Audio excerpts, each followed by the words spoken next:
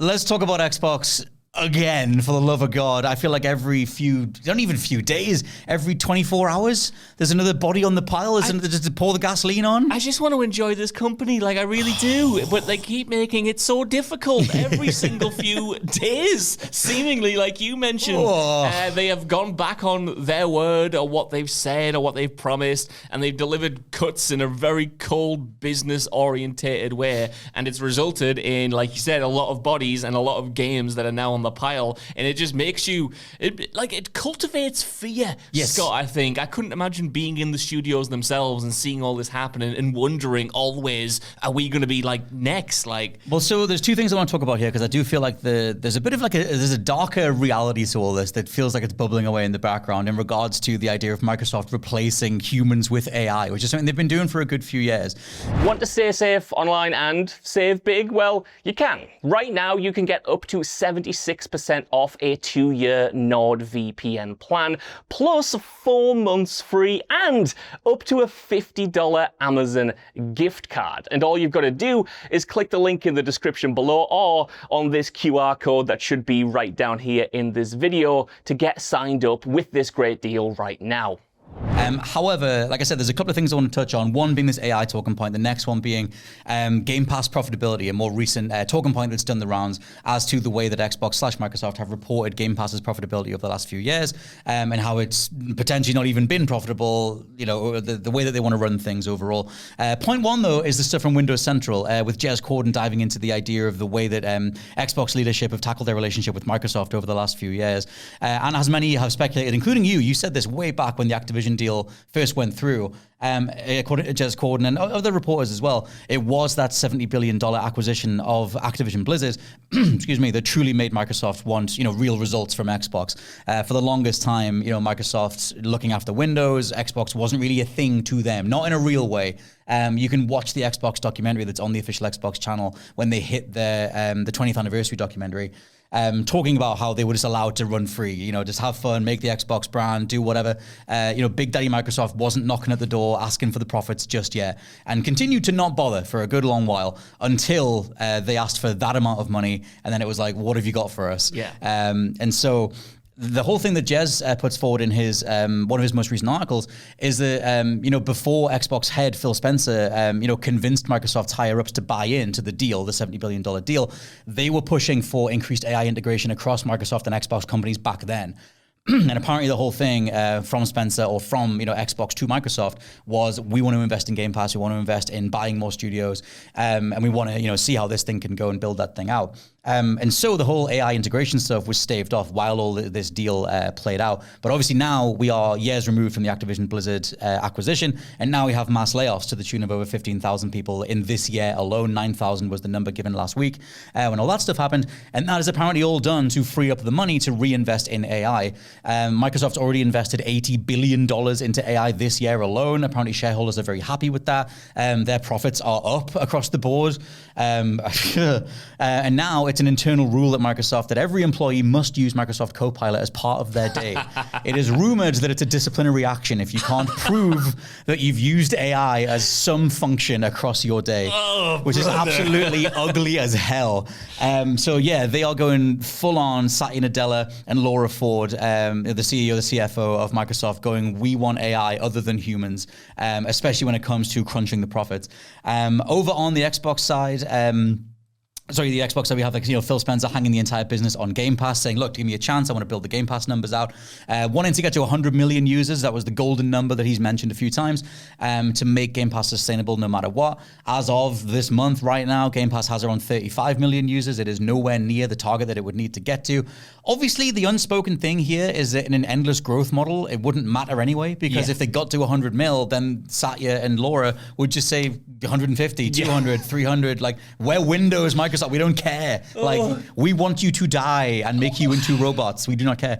But yeah, Game Pass is on 35 million. And so, that overall idea, that bargain that it seems like Phil Spencer made with the upper bosses at Microsoft saying, give me the money, we'll grow this thing, it'll pay off in the long run. It hasn't.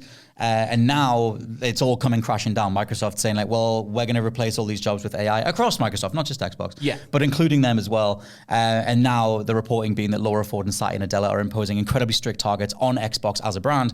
monthly targets, whatever they are. But the company Xbox itself is obviously in an incredibly awkward place right now to even deliver on the basics. It is dystopian, Scott, and I don't bit. like it. This idea that AI is like the next big thing. Obviously, we've known that for a long time, but I think it's important to know that Microsoft isn't like unique in its embracement of this technology, like across the board, whether you're working in creative outlets or whether you're just doing like regular old online jobs, AI at that level of it being integrated in your everyday work space to the point where you have to use it and the higher ups are expecting you to use it. Like that is happening right now. Fortunately, it's yet right now for me and you, it's not at that level. But like I'm talking about people that I know. I'm talking about like just friends and family, people who aren't working in the games industry, people who aren't working on movies. Like this thing is being implemented from the top down across the tech industry at large, and it is primarily, I think, like it's just enticing for someone like Microsoft and Xbox because they want those numbers up,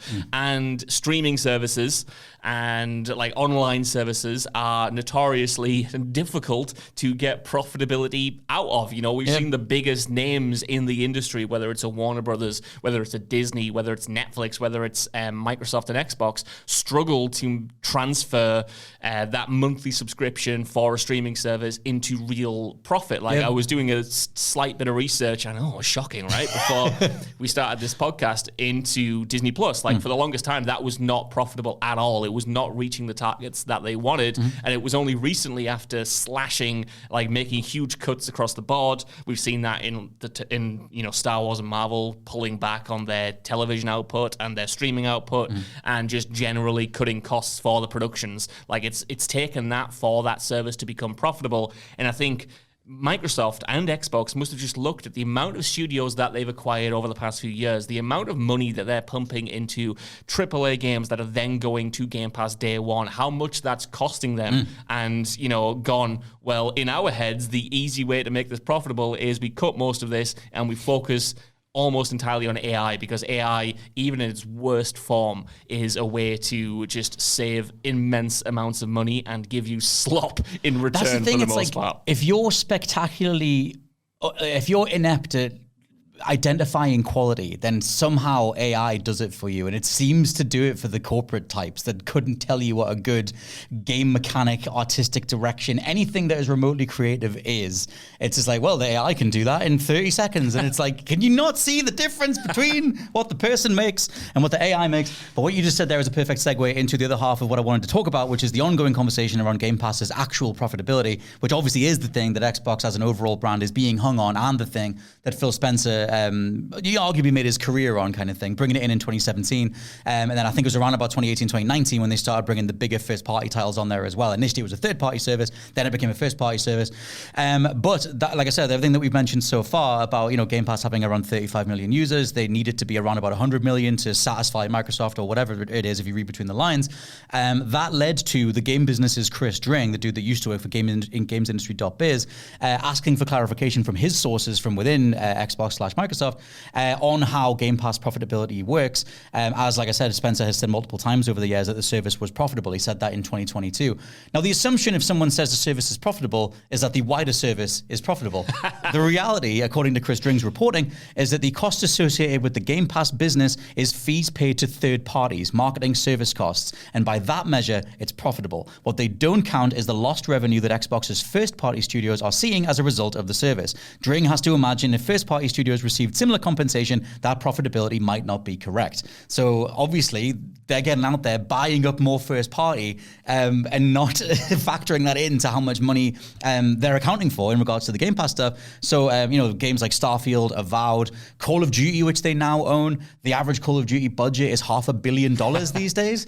Game Pass ain't making that much money. No. And that, once you factor that stuff in, and if Game Pass has to then front those games, as I punch this microphone, it's not sustainable at all. That's it, right? I naturally made the comparison to movie studios and television studios earlier. And the thing is, even though it's kind of crazy now that you will get a 8-episode TV show that costs $100 million plus, probably closer to $200 million. Games are even more expensive, especially those AAA first-party ones. And until now, when they've started to make the move towards selling those on PlayStation and selling them on other consoles, like Game Pass alone would never sustain that model and make it profitable in the long term, especially when you factor in people like Call of Duty and developers like Treyarch and Infinity Ward and all of those people who are working every day to deliver Call of Duty games to teams that have been cut, by the way, as of these recent layoffs, which is crazy because if anything, surely those teams need more time and more resources because of how churned those Call of Duty games can sometimes feel. I mean, we're getting Black Ops 7 this year after getting Black Ops 6 last year, after getting Modern Warfare 3 the year before, after Modern Warfare 2. It's Black a constant churn, right? AI version. Exactly. Oh, yeah, with bloody the calling card of Santa, Zombie Santa with his 6 fingers that they just managed to push in there. What was I saying? I can't remember. The point is, yes, it's going to be hard for that to be profitable, and even harder when the Eye of Sauron with Microsoft is actually on them, and I think that's obvious in the pivot to third-party stuff. And it just kind of, to me, it proves that even though I genuinely love Game Pass, I think it's a great service, it could never have been the sole focus of Xbox in the way that it has been when you don't have that install base that you need to justify the huge amount of cost for all of these games. And it sounds like I'm almost defending Microsoft and defending AI. I'm not at all. I think they absolutely should not have made the cuts that they've made, to be clear. They should not be implementing AI, I think, in the way that they are in terms of getting good quality games. It's just, I can see it from their perspective and how it's an easy choice for them. And I think that's a shame where we've gotten to this point where it is easy to just get rid of 9,000 people across your entire company. How hideous is that, down though?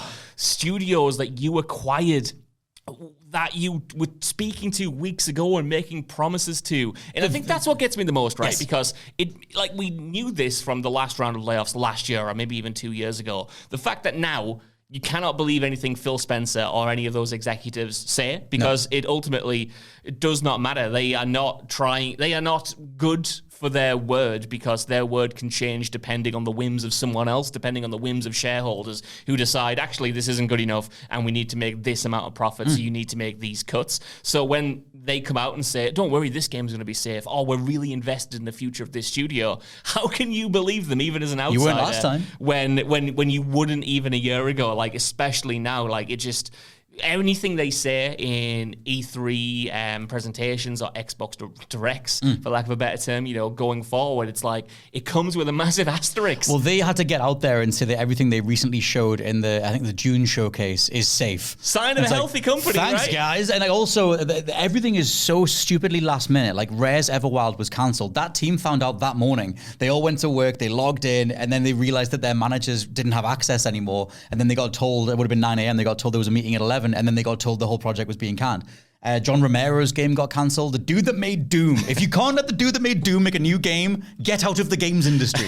They had a meeting the day before. There was that whole thing. ZeniMax's new MMO. Apparently Phil Spencer loved it and was praising it not weeks beforehand. It just seems like you said, you've got Phil Spencer, Matt Booty, Sarah Bond, the 3 people who are running Xbox at the minute, and day to day they just have to receive their orders from Satya Nadella and Laura Ford saying, hey, by the way, we need you to implement this. Absolutely. Or because it's a big conglomerate of company, what do you call the big conglomerate? Conglomerate, yeah. It's the conglomeration is a wrestling faction in AEW.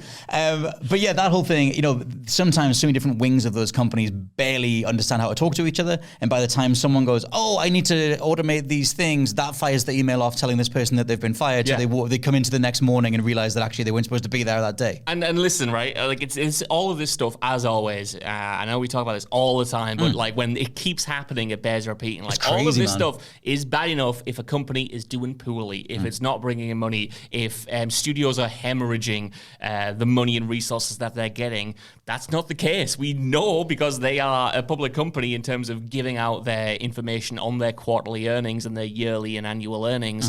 We know that Xbox is still profitable. We know where it's doing well. We know that the teams that are affected aren't necessarily always the teams that are losing money or not bringing in a massive amount of profit. Like we saw huge layoffs at King. We saw huge layoffs at Activision with Call of Duty, at Blizzard, teams that are on paper doing well and bringing in money. Bethesda lost people as well. Absolutely. And it's exactly what you said. It's like you can't even trust them when they say this is a target because it's all endless growth. No amount of profit is enough profit, and nobody is safe even if you are running a successful company, because we can always make that number a little higher by making this amount of reductions to the overall workforce. Yes. And I think that's been the case for many, many years at this point. But in terms of the gaming industry, the fact that you can't even have a sense of security in your job from making some of the most successful games on the market. Like, what chance does anyone have lower down the rung when they're,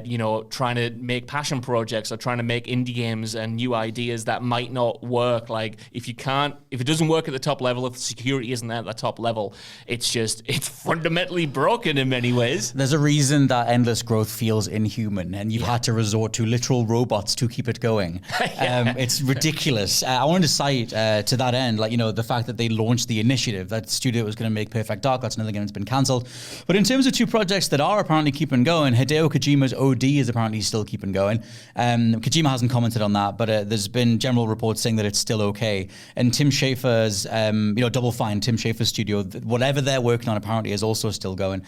Because, and I've mentioned this before, but if people want to see what it's like for a studio to be acquired, if you go and watch Psych Odyssey, the Double Fine documentary when they were making Psychonauts 2, that thing is a week-to-week, day-by-day, fly-on-the-wall documentary of making that game, and they start to run out of funding and don't know how it's going to go. Xbox swoops in and takes them. Matt Booty's in that thing, and you have all the developer reactions going like, I don't trust this at all, but like, it's what the boss says, so whatever, and like, oh, we're okay for now, but once they start wanting more profits, it's going to be a problem, and so I'm glad they're okay for now, but it's like the terrain itself is shaky as hell. We're old, Scott, so we remember when Microsoft was buying all of these studios, and it felt like such a win. It was like, thank goodness these studios that might have struggled on their own or with third-party publishers are now under this banner that actually cares and has the resources to allow them to fulfill their potential. Now, to me, narratively, they're nothing more than EA in the 2000s, where they were buying up studios and just closing them after a few games that didn't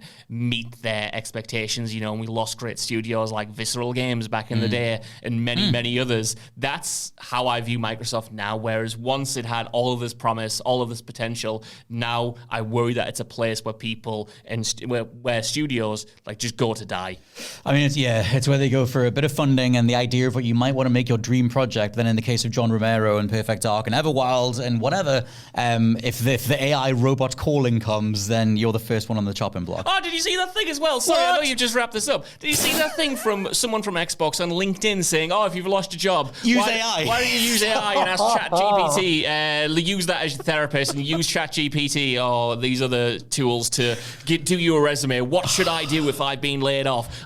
Go get in the bin, man. They're not human. Like, the irony, those people suggesting those things at that corporate level with that much money behind them and their house still being there when they go home at the end of the month are not human. That's a ridiculous thing to say to thousands of people who have lost their job. Hey, use the automated system that we replaced you with to coach you through the next part of it. It would never matter. Insanity. It would never matter because they'd fall upwards anyway. But I'd love it if someone at that top level, like a CEO, like got sacked for this. They never will. And then all of their employees got to send them that email of, well, just use ChatGPT. Just don't worry about it. Get back on your feet. It's only spreadsheets, mate. Annoyingly, they will never have to worry about that because they are a different breed of person that have that security that everyone who makes the stuff that makes them money does not have. I never want someone to lose their job, but I still think the stupidity of it is painful.